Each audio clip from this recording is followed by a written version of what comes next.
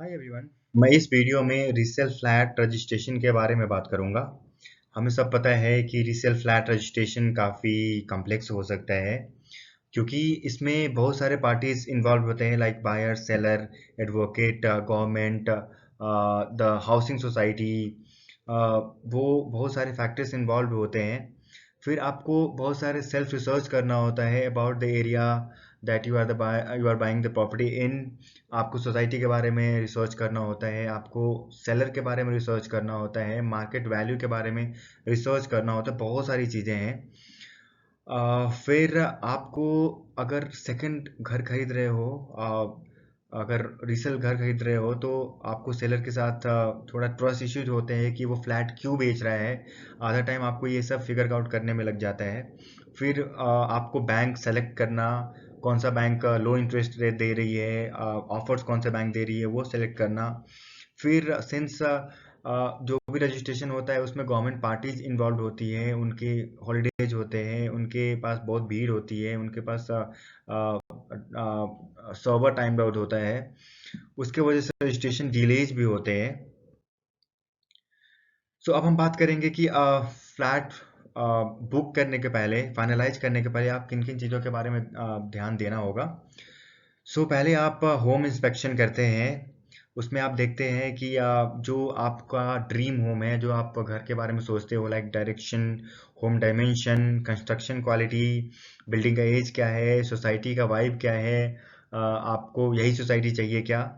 अगर आपको सारा मैच होता है तो फिर एक फाइनल प्राइस पे आते हैं। आप निगोशिएट करते हैं ओनर से बेस्ड ऑन बहुत सारे फैक्ट्स कि मार्केट वैल्यू क्या चल रहा है, कितना ज़्यादा डिप्रिकेशन हुआ है, कितना ज़्यादा एंड यूज हुआ है।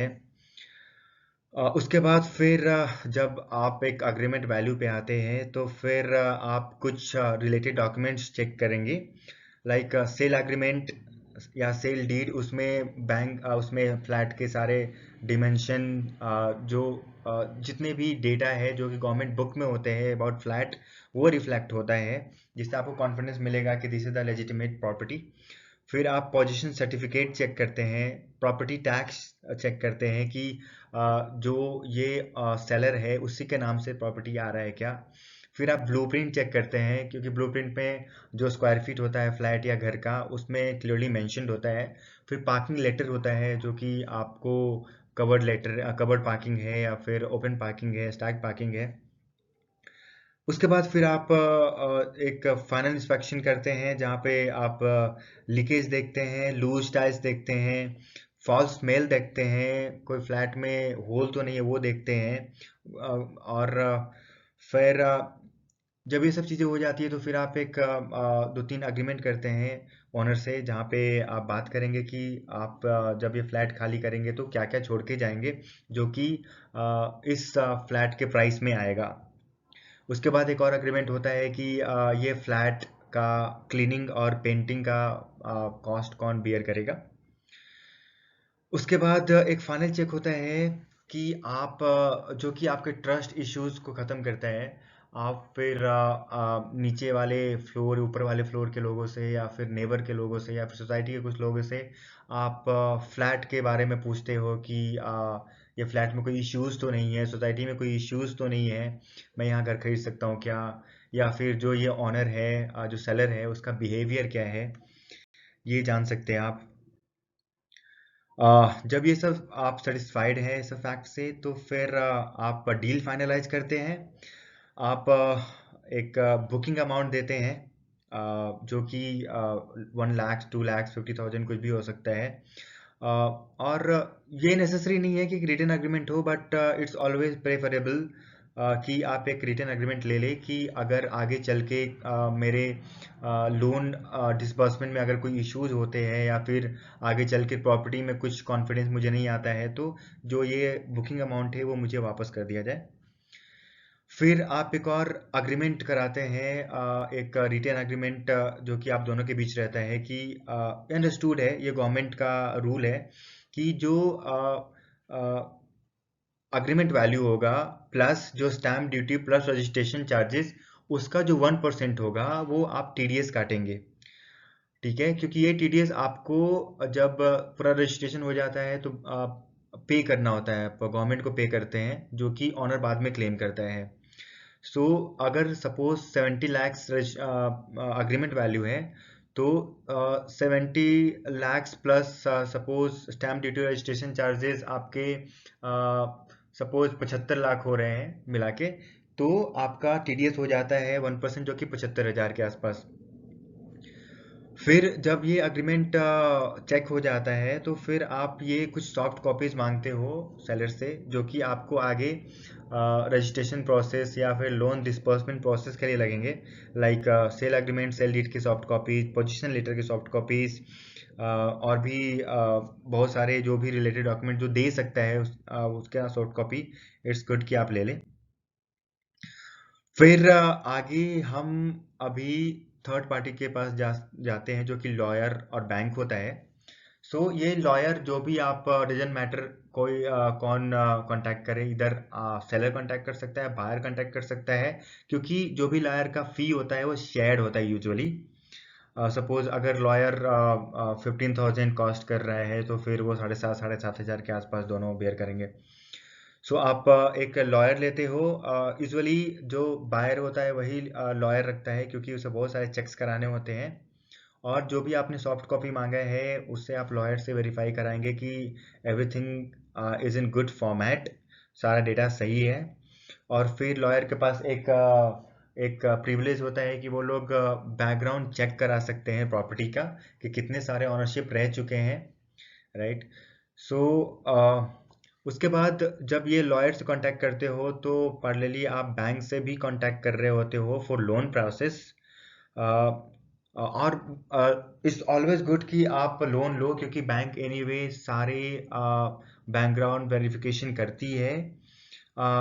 फिर जब आप बैंक को कांटेक्ट करते हो तो वो फ्लैट का कितना वैल्यूएशन है, आपके सैलरी के बेसिस पे आप कितना ईएमआई बियर कर सकते हो, उसके बेसिस पे आपको लोन डिसबर्स करती है।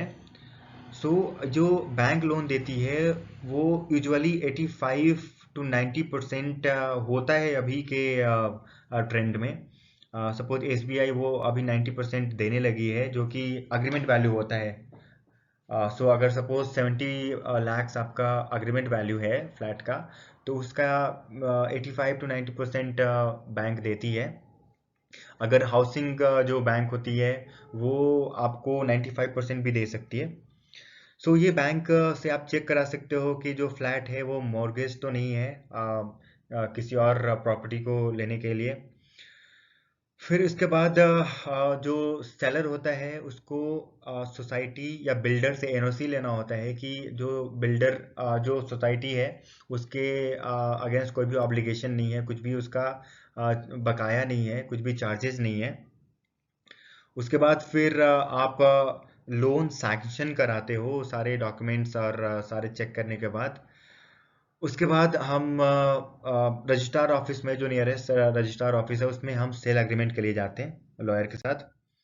सो अभी हम बात करेंगे सेल एग्रीमेंट के बारे में। सो सेल एग्रीमेंट अरेंज करता है आपके लॉयर, वही अपॉइंटमेंट बुक करता है आपके रजिस्ट्रार ऑफिस में। सो सेल एग्रीमेंट के दरमियान आपको 7% स्टैम्प ड्यूटी, जो कि अभी लगभग सारे स्टेट्स में है, आपको रजिस्ट्रेशन चार्जेस देने होते हैं और रिसीट चार्जेस होते हैं। सो अगर सपोज 70 लाख आपका फ्लैट का अग्रीमेंट वैल्यू है तो 7% लाइक 4,90,000 आपका स्टैम्प ड्यूटी होगा। रजिस्ट्रेशन चार्जेस अराउंड 30,000 के आसपास वैरी करते हैं, और रिसीट चार्जेस अगेन 1,000 रुपीज़, जो कि काफ़ी नॉमिनल होता है, ऐसे चार्जेज होते हैं। तो उस समय अगर आपका 70 लाख अग्रीमेंट वैल्यू है तो 5 लाख के आसपास उस समय आपको सेल अग्रीमेंट के समय पे करना होता है रजिस्ट्रार ऑफिस में। यूजुअली ये ऑनलाइन पे करना होता है, सो इसके लिए आपको लाइन में लगने की ज़रूरत नहीं है, कोई क्यू में लगने की ज़रूरत नहीं है।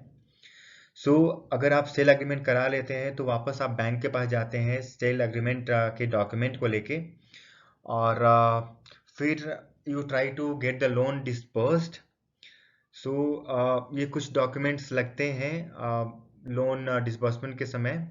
और जब लोन डिसबर्स होता है, जब लोन सैंक्शन होता है, तो उस समय बैंक दो चेक देती है। एक जो चेक होता है वो जो ऑनर का अगर लोन अकाउंट है जो लोन उस पर चल रहा है तो उसको बंद कराने के लिए होता है। सेकंड होता है जो कि लेफ्ट ओवर होगा वो ऑनर्स के सेविंग अकाउंट के फेवर में जाता है। सो अभी हम बात करेंगे loan disbursement and sale deed. अभी आपने सेल एग्रीमेंट करा लिया है, आपका लोन सैंक्शन भी हो गया है। जब आप सेल एग्रीमेंट करा लेते हो फिर आप वापस से बैंक विजिट करते हो और बैंक के कुछ फॉर्मेलिटीज होते हैं, लाइक आप जो भी सॉफ्ट कॉपीज हैं या फिर जो भी आपके पास अवेलेबल डॉक्यूमेंट है, और हर बैंक का अलग अलग लिस्ट ऑफ डॉक्यूमेंट्स होता है, वो आपसे मांगते हो, वो डॉक्यूमेंट सबमिट करते हो आप। फिर आप मॉर्गेज फी पे करते हो, फिर डॉक्यूमेंट हैंडलिंग चार्जेस पे करते हो, फिर और होम लोन इंश्योरेंस भी पे करते हो। Normally state bank of India की बात किया जाए तो वो 0.9% से 1% के आसपास होता है। अगर सपोज आपने 60 लाख के लिए लोन अप्लाई किया है तो फिर जनरली 55,000 या 60,000 के आसपास आपका ये सारा जो कॉस्ट है वो जा सकता है उस समय।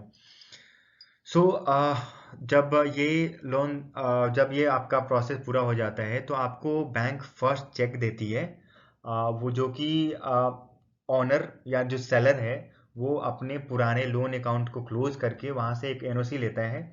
वो एनओसी के बेसिस पे जो उसके ओरिजिनल डॉक्यूमेंट्स हैं फ्लैट के वो ले सकता है, वापस निकाल सकता है। अब अगला प्रोसेस होता है कि आपका सेल एग्रीमेंट हो चुका है, लोन सैंक्शन हो गया है, एक चेक मिल चुका है ऑनर्स का, जो सेलर का है उसका लोन अकाउंट क्लोज हो गया है। तो अभी सेकंड जो चेक होता है वो बैंक अभी नहीं देती है, उसका फोटोकॉपी देती है, सो दैट इसका मेंशन आप सेल डीड कराते समय कर पाए। और जो सेल डीड होता है उसमें वो जो सेकंड चेक होता है उसको मेंशन करता है लॉयर। फिर वापस रजिस्ट्रार ऑफिस में आपका सेल डीड होता है, यहाँ पर आपके थंब प्रिंट, आपका फोटो और भी बहुत सारे डिटेल्स लगते हैं। नॉर्मली ये 4-5 घंटे का प्रोसेस होता है डिपेंडिंग अपॉन कि वहाँ पर कितना ट्रैफिक है। जब आपका सेल डीड हो जाता है तो आप जो बैंक में सेल डीड जमा करते हैं, और भी जो लेफ्ट ओवर डॉक्यूमेंट्स हैं, आपको बैंक समय देती है कुछ दिन, वो जमा करते हैं। जब ये सब जमा होता है तो बैंक आपको सेकंड चेक देती है जो कि सेलर के सेविंग अकाउंट के फेवर में होता है। और यहाँ पर आपका सारे मनी बेसिस ट्रांजैक्शन क्लोज हो जाता है, और उस दिन से आपका जब से आपका फर्स्ट चेक डिसबर्स होता है उस दिन से आपका ईएमआई स्टार्ट हो जाता है। अभी हम बात करेंगे क्लोजिंग द डील। अभी सारा मनी ट्रांजेक्शन हो चुका है। अभी आप as part of closing the deal आप सारी कीज, घर के बहुत सारी कीज होते हैं वो कलेक्ट करते हो। फिर आपने जो टीडीएस डिडक्ट किया है उसको आप पे करते हो, गवर्नमेंट को पे करते हो। और जब टीडीएस पे करते हो तो आपको एक 26 क्यूबी डॉक्यूमेंट आता है जो कि आपको सेलर को देना होता है, और सेलर उस डॉक्यूमेंट को यूज करके फिर आगे वो क्लेम करेगा। फिर जो भी डॉक्यूमेंट दे सकता है, जो ऑनर दे सकता है, जो हो सकते वो आप डॉक्यूमेंट्स ले लें। फिर एज अग्रीड आप सेलर को बोले कि भैया आपने अग्रीड किया था, गेट द हाउस और फ्लैट क्लीन और पेंटेड।